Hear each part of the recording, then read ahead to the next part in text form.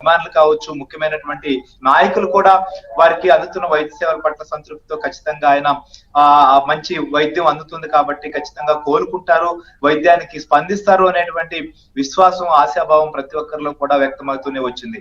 కానీ ఈ రోజు ఇలాంటి వార్త వినాల్సి వస్తుందని చెప్పి ఎవరూ కూడా ఊహించలేదు. నిజంగా కూడా యావత్ అభిమాన లోకానికి, అలానే నందమూరి కుటుంబాన్ని ఆరాధించేటువంటి ప్రతి ఒక్క అభిమానికి కూడా ఒక తీరని శోకంగా ఇవాళ శివరాత్రి రోజున ఆయన శివైక్యం పొందడం అనేది చాలా విషాదకరంగా మారినటువంటి పరిస్థితి. యావత్ కుటుంబంలోనే కావచ్చు, అభిమానుల్లో కూడా విషాద ఛాయలు అలుముకున్నాయి.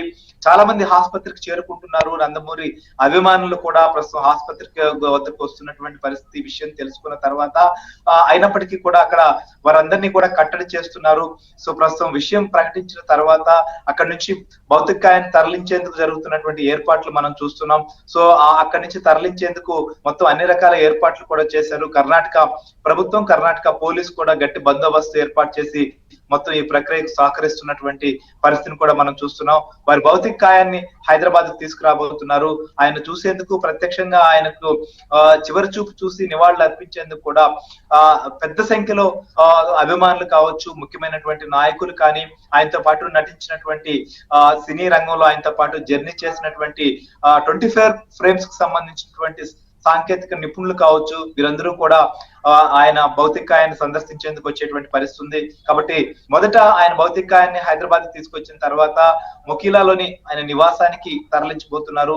అక్కడ భౌతికాయాన్ని ఉంచుతారు. తర్వాత సోమవారం ఆయన యొక్క అంత్యక్రియలు కూడా జరుగుతాయి కాబట్టి సోమవారం దానికంటే ముందుగా ఫిల్మ్ ఛాంబర్ కూడా తీసుకొచ్చేటువంటి పరిస్థితి ఉంది. ఆ తర్వాత అంత్యక్రియలు నిర్వహించేటువంటి ప్రణాళిక ఇప్పటి వరకు కూడా అనుకుంటున్నారు. పూర్తిగా దీనికి సంబంధించినటువంటి విషయాన్ని కూడా కుటుంబ సభ్యులు ప్రకటించాల్సినటువంటి ఉంది. అయితే ఇప్పటి వరకు మాత్రం వారికి ఎక్కడ ఎలా ఉంటుంది అనేటువంటి విషయంలో కొంత రూట్ మ్యాప్ అయితే మాత్రం క్లారిటీ వచ్చింది. సో మొత్తానికైతే మాత్రం శివరాత్రి పండగ రోజున ఇలాంటి వార్త